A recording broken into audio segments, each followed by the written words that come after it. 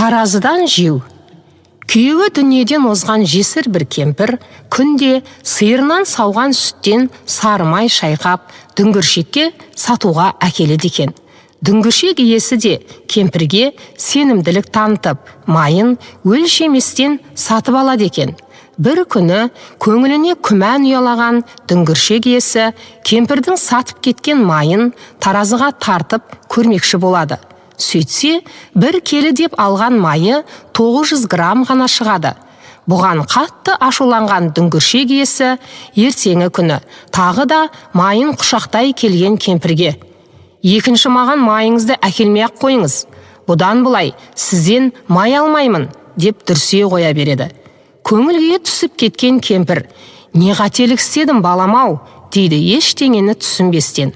"Сіздің маған бір келі деп әкеп жүрген майыңыз 900 грамм ғана шықты.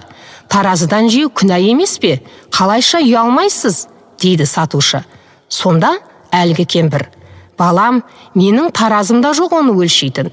Мен бұл әкеп жүрген майымды өткенде өзің маған бір келі деп сатқан қантты кір ретінде пайдаланып өлшеп әкеп жүрмін", дейді. Мұны естіген дүңгіршек иесі кірерге тесік таппай қатты ұялады. "Біреуге ор қазба, өзің түсесің, не ексең, соны орасың" деген осындайда айтылса керек. Салтан Сайран. Оқыған Гүлбибі Әбусайылқызы.